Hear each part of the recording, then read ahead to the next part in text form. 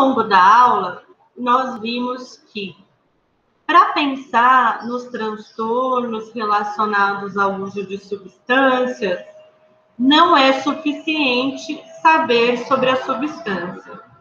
É claro que é muito importante que eu me informe sobre quais são as propriedades químicas daquela substância, quais efeitos costumam ocorrer no organismo, como que é aquela substância no contexto social e histórico, se é uma substância legal ou não, como que essa substância é comercializada, como que essa substância é obtida.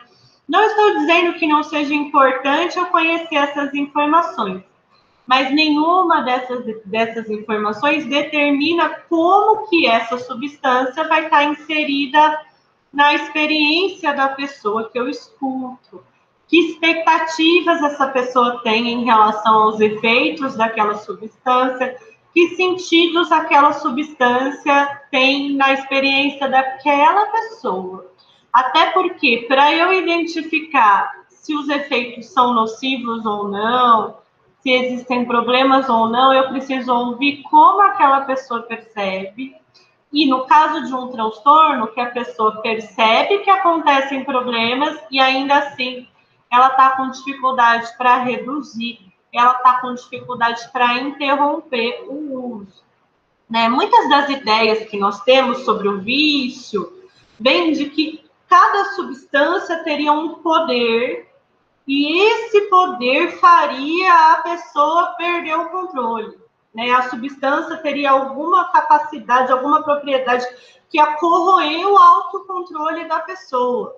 Né? E a substância ela seria maligna, ela seria... Nós já vimos isso historicamente. Se hoje as bebidas alcoólicas elas são tão presentes em contextos de lazer, em contextos de comemoração, em contextos de encontros sociais, na época da lei seca, né, por exemplo, nos Estados Unidos, mas vários países tiveram movimentos proibicionistas, inclusive o Brasil, com a ideia de que para preservar as relações sociais e familiares era preciso proibir o álcool. Né? Na época em que o álcool foi proibido, tinha uma ideia de que o álcool poderia contaminar a pessoa que bebia, e não só a pessoa que bebia, mas as próximas gerações, como se fosse envenenando, né? Chegavam a usar esse termo, envenenamento, que ia passar de geração para geração, e isso ia prejudicar o desempenho, ia prejudicar a capacidade da pessoa para o trabalho, a capacidade da pessoa para se comprometer. Isso teve uma série de motivos históricos, né? Eu posso voltar a isso quando a gente falar sobre os elementos históricos na próxima aula, mas a ideia é, não está na substância o que vai desencadear problemas ou não, não está especificamente na substância. A gente precisa ouvir a relação que é estabelecida com a substância, e isso tem muito a ver com o contexto social, o contexto cultural, o contexto histórico, né? O exemplo dos indígenas eu considero bem interessante. Muitos rituais indígenas, né, na região da Amazônia, algumas tribos faziam o que elas chamavam de cauinagens. Cauinagens eram rituais de uma bebida fermentada a partir da mandioca ou outros tubérculos, né? E essa bebida, que era inclusive fermentada com a saliva, chamada cauim, era bebida em grandes quantidades por dia, cerca de 3 dias. Como era feito da mandioca, eram 3 dias em que a pessoa não comia outra coisa, ela ia bebendo, bebendo. Se passasse mal, se caísse, era esperar, levantar e beber novamente. Aí você deve pensar, nossa, nessa tribo devia ter muitos problemas decorrentes do álcool. E não é assim. Por quê? Porque apesar de serem grandes quantidades, tinham um significado ritual e um significado coletivo. Eram naqueles dias destinados à cauinagem que as pessoas se reuniam para beber, e esse beber tinha um sentido de celebração, um sentido de celebração da fartura, do excesso, da abundância, tinha a ver com como coletivamente eles viviam aquele momento. Então, não haviam problemas no sentido de pessoas tentarem reduzir ou interromper o uso e não conseguirem, porque esses usos eram regulados socialmente. Agora, quando com a colonização, principalmente com a catequização, essas cauinagens eram consideradas erradas, eram consideradas imorais e pecados, mas ainda assim, os colonizadores trouxeram outras bebidas, né, introduziram os destilados, aí até hoje, um dos maiores problemas em tribos indígenas é quando são desenvolvidos problemas decorrentes do consumo de destilados, que é uma inserção, os destilados têm um teor alcoólico maior, então você consome menos, mas com efeitos mais fortes, e tem a ver com essa relação que é estabelecida com essa bebida que foi introduzida sem um contexto coletivo, sem um contexto ritual. O que eu estou querendo dizer? Né? Que existe a relação que cada pessoa estabelece com a substância, mas existe também as relações culturais, as relações sociais e históricas com aquela substância que atribuem determinados sentidos. E hoje, o uso de substâncias no geral tem sido enfraquecido. O aspecto coletivo, o aspecto ritual, o aspecto simbólico. É muito comum que a substância ela esteja registrada nessa lógica do vou chapar, que é vou apagar, quero perder a cabeça. Uma ideia mesmo de apagar o que está sentindo, né? Isso é um registro comum. Usar bastante mesmo, né? Como se fosse um descontrole controlado. Eu quero perder o controle hoje. Usar bastante como uma espécie de apagar. Claro que existem muitas formas de uso. Eu estou dizendo uma que culturalmente tem se tornado mais comum, que é o apagar o que eu estou sentindo, né? Suspender meus sentidos. E eu digo isso para a gente entrar nessa questão de quantos estigmas são derivados de que o vício tem a ver com esse efeito que a substância destruidora tem em alguém, que corrói alguém, acaba com a vida de alguém, acaba com a capacidade de controle de alguém, não só da pessoa, mas da família. Gente, são muitos os preconceitos. Um livro que eu gosto muito e que eu recomendo para quem se interessa por essa área é Um Preço Muito Alto, do Carl Hart, em que ele conta a jornada de um neurocientista que desafia a nossa visão sobre as drogas. Ele conta que ele começou a usar a substância achando que ele estudaria aquilo que dizem, a substância ativa os neurotransmissores, ativa o circuito dopaminérgico, o circuito de recompensa, então tem toda uma dinâmica cerebral do vício, né? E aí ele foi estudar bem e falou assim, não, pera, tem uma resposta cerebral assim, uma resposta cerebral assim, mas não é isso o que explica o vício. Nas imagens que eu vou mostrar agora, ele fala de um experimento que ficou conhecido, que é o experimento do Parque dos Ratos. Não sei se vocês já ouviram falar. Esse é o Carl Hart, e ele diz assim, descobrimos as substâncias químicas cerebrais responsáveis pelo vício. Sempre tem uma notícia assim, né? O cérebro explica o vício. E aí ele falou, não, eu fui estudar isso em laboratório, com os ratos, né? Como era o efeito de substâncias nos ratos. E ele conta, ao estudar os ratos, comecei principalmente observando a dopamina. E achei que eu soubesse algo sobre dependência com base nos níveis de dopamina, mas eu não sabia, né? Ele está aqui numa entrevista com o Drauzio Varela e ele conta que não era o cérebro que explicaria. Por quê? Porque ele começou a observar no nível do comportamento. Uma das coisas mais impressionantes sobre o comportamento dos animais foi a descoberta de que eles usavam drogas até morrer se você permitisse que um animal apertasse uma alavanca para receber injeções intravenosas de cocaína ou metanfetamina. Ele ia lá, apertava a alavanca, tinha cocaína. Apertava a alavanca, tinha cocaína. Apertava a alavanca, tinha cocaína. Isso até morrer. Então, ou seja, o vício é tão forte, tão poderoso, que vai apertar a alavanca até morrer. Aí, o Carl disse, não, pera, né? Eles faziam isso até morrer, mas quando observei com mais cuidado, né, eu percebi que condições estavam esses ratinhos que apertavam a alavanca até morrer. Ele diz assim, quando observei com mais cuidado, percebi que os animais estavam em gaiolas isoladas, que eles não tinham nada para fazer a não ser apertar a alavanca.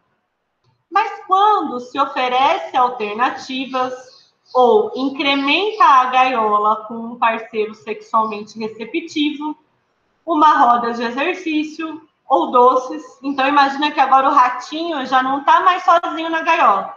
Tem uma ratinha lá com ele, né? E aí eles podem copular. Tem uma roda, aquela que o ratinho fica brincando e a roda vai girando. É um parque de diversão do ratinho. Tem açúcar, né? Comida gostosa, ou seja, tem coisas prazerosas, gostosas, divertidas, interessantes para fazer. Eles não usam a droga até morrer. Na verdade, eles se envolvem em outros comportamentos com mais frequência.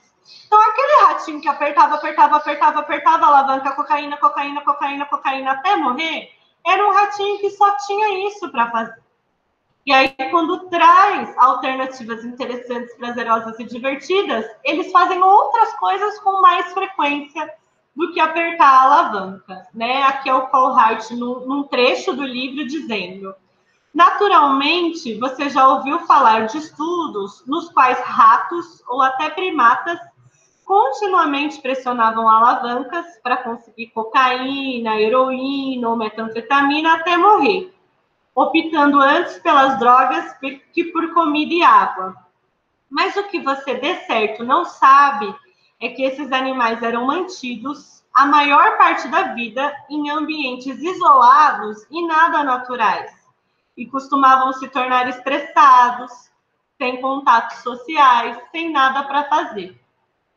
Essa maneira de proceder apresenta a droga como um prazer inigualável e a pessoa viciada como uma tola, presa de um estúpido hedonismo, passando por cima do fato de que, quando pessoas dispõem de alternativas interessantes, em geral não optam por tomar drogas de maneira autodestrutiva. Né? A gente fala, ai, que absurdo, vai usar aquela droga e usar e só fazer isso. O ratinho pressiona a alavanca até morrer.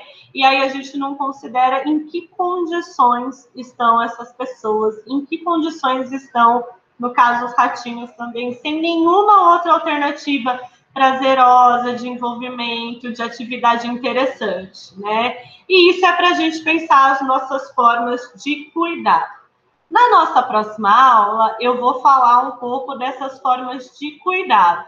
Nessa, eu queria que a gente guardasse essa problematização, que com todo o peso depreciativo, estigmatizante do termo drogas, né, muitas pessoas acreditam que as substâncias como a maconha, a cocaína, o crack, o LSD, o êxtase, são objetos malignos, né, e que podem ser totalmente destrutivos para quem usa, né? Se a pessoa fuma um baseado de maconha, ela vai estar assim perdida por toda a vida, né? E também uma ideia de que são irresistíveis, de que se você usa uma vez, você não vai mais conseguir parar, e se você usou uma vez, isso vai te definir, né?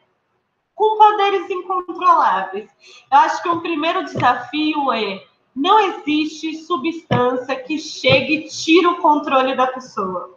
Chega e a pessoa nunca mais vai conseguir agir com autonomia. Ao contrário, o que a gente precisa resgatar é a dimensão da autonomia.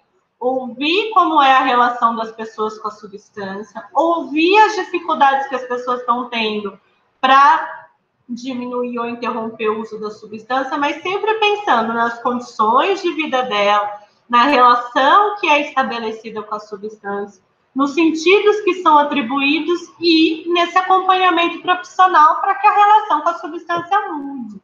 a gente não vai conseguir formas de cuidado que não sejam baseadas na informação, na autonomia, em valorizar que a pessoa escolha transformar essa relação que está trazendo prejuízos, transformar essa relação que está trazendo sofrimento. Quando a gente coloca a substância como monstruosa e a pessoa como destruída por esse objeto horroroso, a gente esquece toda essa dimensão da autonomia que é tão necessária para o cuidado, né? Não existe substância com efeitos corrosivos e devastadores que vai acabar com a vida da pessoa. O que existe é padrões de uso que trazem prejuízos e dificuldades em mudar esses padrões de uso. Por isso que um acompanhamento profissional é necessário, né? E aí eu trouxe como exemplo, né, essa campanha que chama Crack Nem Pensar, e a própria ideia de nem pensar, que está em outras campanhas também, drogas, nem pensar, a gente precisa ir por um caminho bem diferente, que a gente possa pensar, valorizar o pensamento, que a gente pense sobre as substâncias, pense sobre as relações que são estabelecidas com as substâncias, pense o que torna o uso de substâncias uma característica importante para a gente pensar sobre as nossas relações culturais e sociais. A ideia de vamos pensar sobre as substâncias e seus usos, sem demonizar, monstrificar. Se a gente vê essas campanhas, que são praticamente assim, imagens que remetem a zumbis, que as pessoas se tornam mortas-vivas, né, que colocam um aspecto de pessoas que não tomam banho, que estão machucadas, que estão abandonadas, que estão destruídas, né? Essa remete à destruição.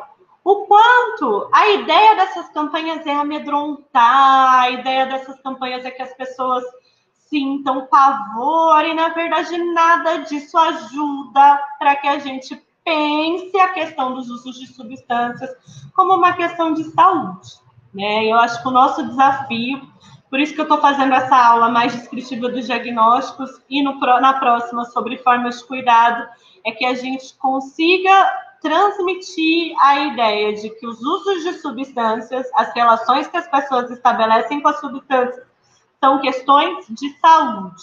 Então, olha só como essa campanha vai explorando toda uma questão do amedrontamento, do aterrorizar. A filha com vergonha de você. Crack, nem pensar. Sua mãe desistindo de você. Crack, nem pensar. Seu pai desesperado por você. Crack, nem pensar. Perder todos os amigos. Não experimente essa sensação. O crack é uma droga tão devastadora que pode viciar logo na primeira vez. Crack, nem pensar. Então, diante desse exemplo, dessa campanha, né, e pensando quanto várias campanhas, ao invés de transformar, alimentam estigmas, intensificam estigmas por meio desse amedrontamento, né, eu quero que a gente pense sobre o quanto esse alarme não transmite a questão do uso de substâncias como uma questão de saúde. Não traz informações, ao contrário, vem uma visão distorcida, coloca a substância como um objeto maligno e que a partir do momento que, desde a primeira vez que você usa essa substância, vai ter toda uma destruição. Como que a gente pode mudar esse quadro em que tantas campanhas são caracterizadas pelo alarme, pelas distorções e pela ausência de informações? Esse será o nosso exercício. É o mesmo exercício nesta aula e na próxima. Eu vou contar para vocês irem pensando, irem elaborando. Eu quero que vocês imaginem que você é responsável pela elaboração de uma campanha de conscientização sobre os possíveis problemas decorrentes dos usos de substâncias. Que informações você escolheria transmitir sobre as experiências de consumo de substâncias? Que informações você escolheria transmitir sobre os possíveis problemas decorrentes? Né? Lembrando que tem as experiências de consumo, que não necessariamente vão levar a um transtorno, e os problemas decorrentes, que são campos diferentes. Como a campanha seria elaborada? Então, quero que vocês pensem numa campanha. Quem quiser fazer o cartaz, quem quiser fazer um panfleto, quem quiser fazer um vídeo, fica à vontade, gente. Eu quero mesmo é que a gente utilize esse espaço da matéria de psicopatologia para pensar em formas de conscientização. Quem quiser escrever como faria, não precisa produzir o material, é que eu estou dando essas alternativas caso vocês tenham ideias que queiram aplicar, ok? Quem quiser fazer em dupla, em trio, ou mesmo grupo de mais pessoas, pode fazer. A ideia é a gente aproveitar esse espaço da matéria para pensar como que nós podemos falar dos problemas decorrentes dos usos de substância numa perspectiva da saúde, que valorize a autonomia, que valorize o cuidado e que as campanhas sejam baseadas na transmissão de informações, não no alarde e no amedrontamento. Como trazer a discussão para o campo da saúde? Esse é o nosso desafio. Tá certo, gente? Lembrando que na semana que vem nós continuaremos falando sobre o assunto. Na verdade, semana que vem é o simpósio, né? Vai ser a abertura do simpósio, vai ser super legal. Na outra semana, a gente volta a falar desse assunto.